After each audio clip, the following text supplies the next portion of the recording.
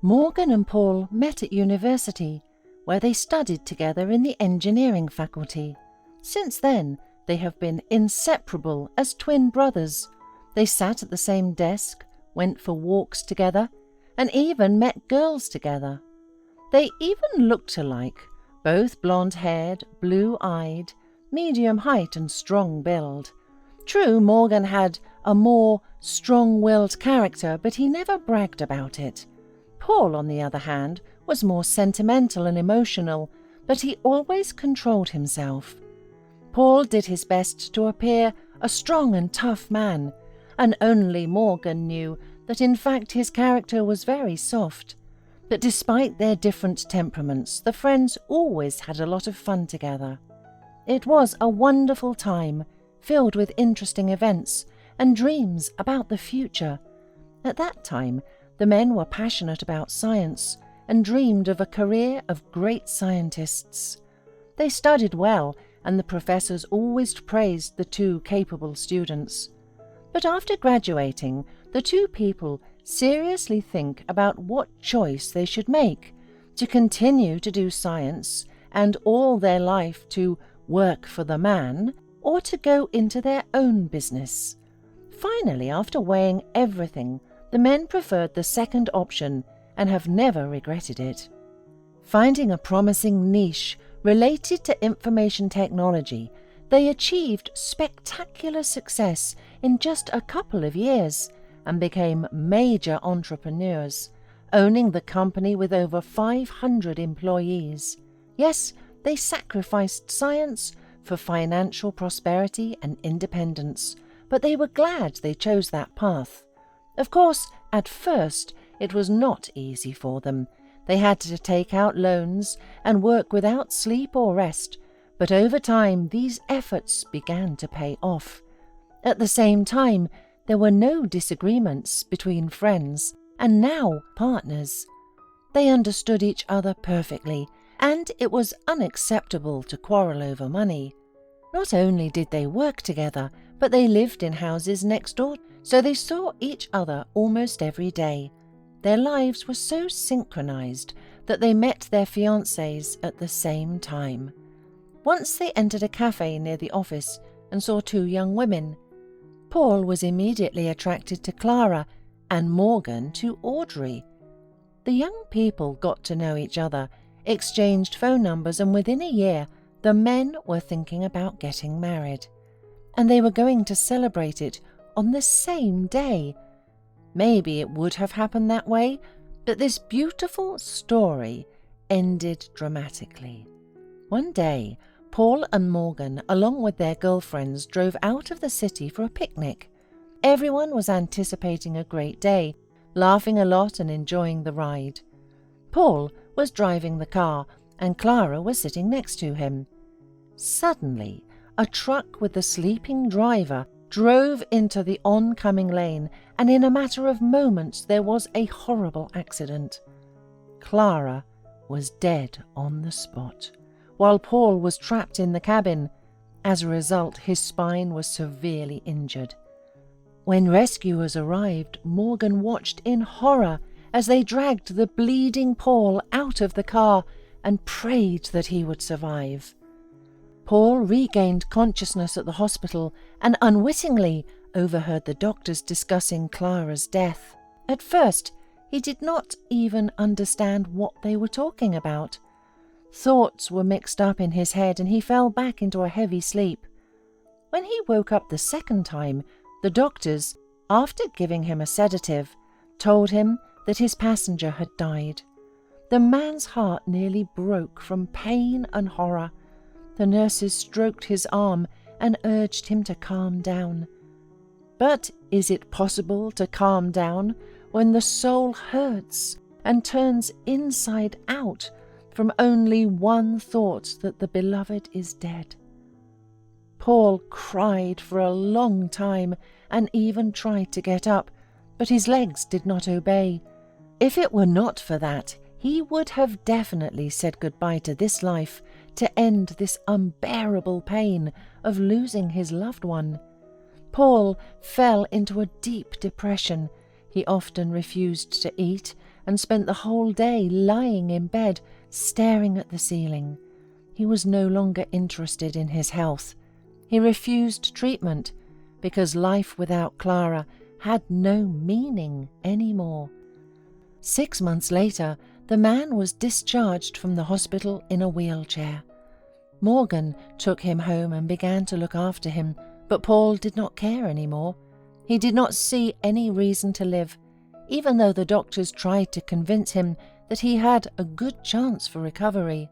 He needed one more surgery and a subsequent recovery, a course of chiropractic and physical therapy, but Paul was too depressed to do anything. He would literally lock himself in his room, pull down the curtains, and lie quietly on the bed.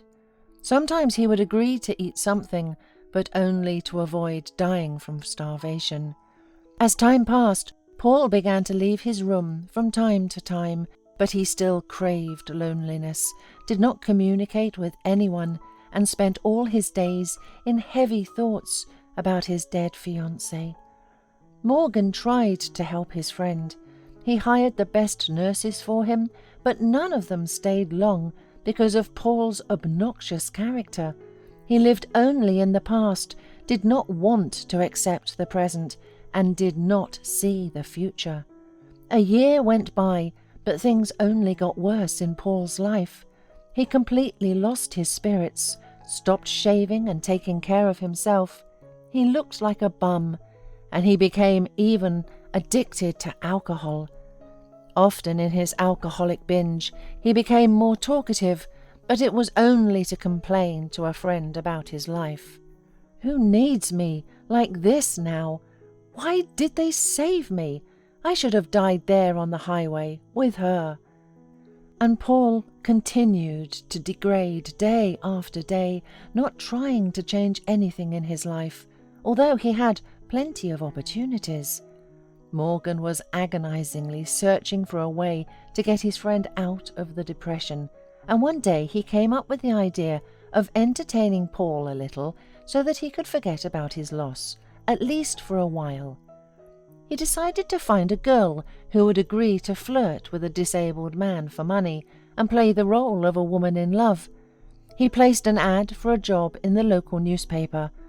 Almost all the women answering the job refused, considering it immoral and low, and only one accepted. Her name was Violet. She had recently been released on parole after several years of imprisonment on false charges. Previously, Violet had worked as an accountant for a trading company and had become a victim of her dishonest bosses. To hide the money they stole, Violet was framed and accused of financial fraud, and she could not prove anything.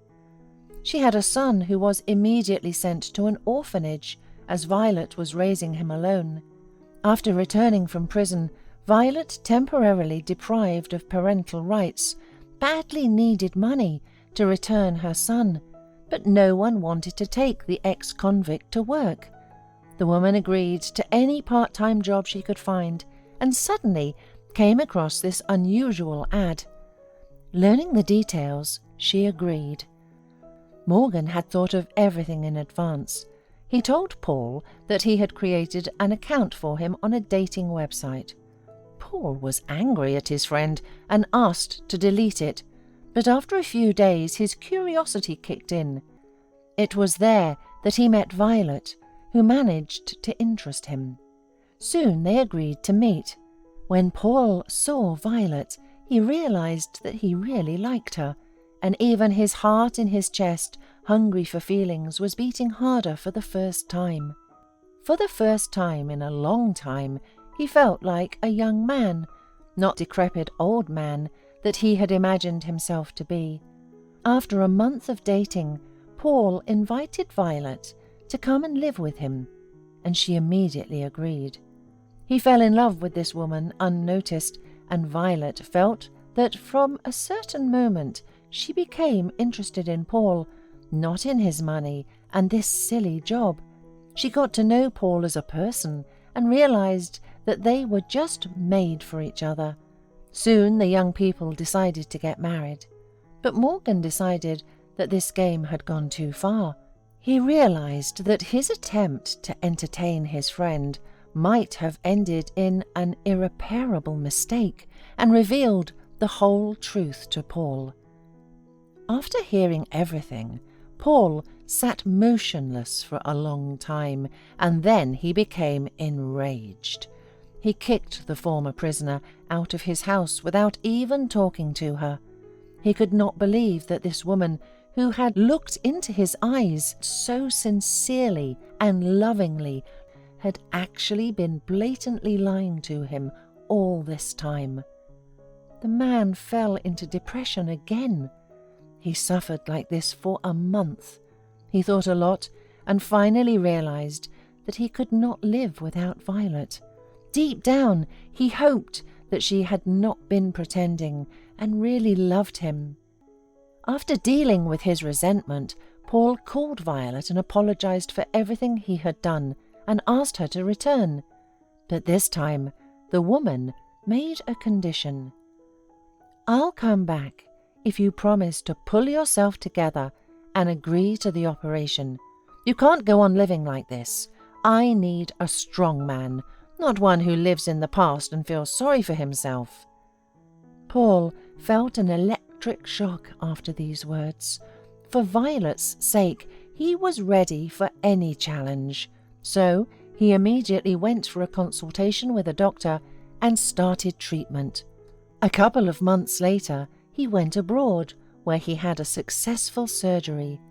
All this time, Violet was with him and supported Paul, trying to do everything to make beloved recover faster.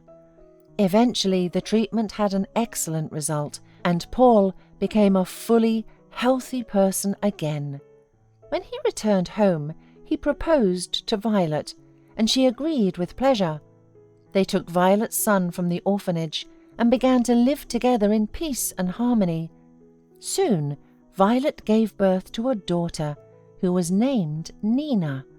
The man was finally happy and calm and thanked Morgan from the bottom of his heart for not giving up and helping him even despite all his rejections.